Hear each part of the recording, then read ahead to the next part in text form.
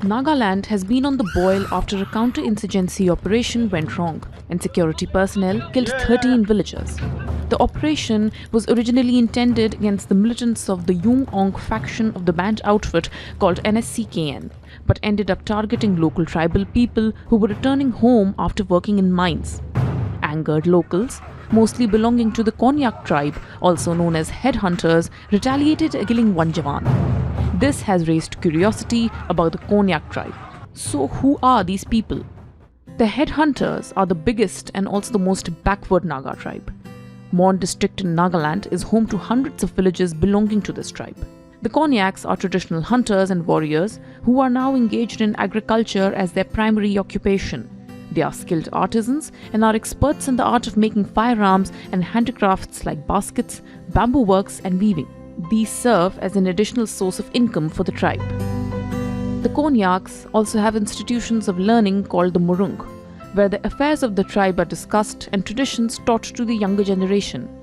They also make their own indigenous guns and gunpowder. They are also known for their expertise in brass works and for making the traditional machetes known as janglau and other wooden sculptures. The Konyak tribe is known for their tattoo making skills.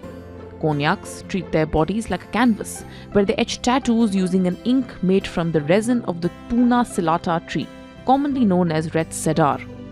Inking is a major part of their culture. Every time a tribe member is inked, it calls for a celebration within the tribe. The tribe gathers together and slaughters a cow or a pig in celebration. It is served with their traditional sticky red rice and rice beer. In early times, after every raid against their rival tribes, a warrior was decorated with aubergine color markings on his body.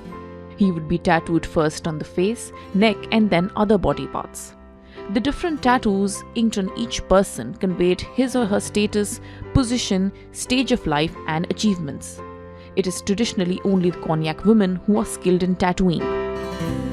Besides their tattooing skills, the Konyak tribe is also known for being warriors.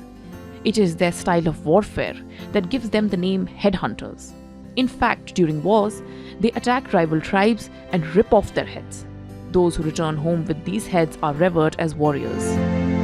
The Konyak tribe believed that human heads held a mystical force that would bring prosperity. The decapitated heads were brought back as trophies and hung in a community house. They believed that the number of heads decapitated was directly proportional to the honor and the position of a warrior in their society. However, with passing time, the Konyak tribe has changed its ways after being exposed to the outside world. Changes in the tribe began as early as the 1800s when Christian missionaries began establishing schools in the region. Almost 98% of the Konyak community has now converted to Christianity. Prior to that, they followed the religion of animism. They worshipped nature and believed in spirits and supernatural energies. They believed that it was the manifestation of good as well as corrupt spirits that affected the happenings of the world. In 1935, the British banned headhunting, which eventually saw the tribe give up the practice. At about 3 lakh, the Konyaks formed the largest group among the Nagas. Given their strength, they could play a significant role in the peace process, which now seems to hang in the balance following the botch-up. A federal report.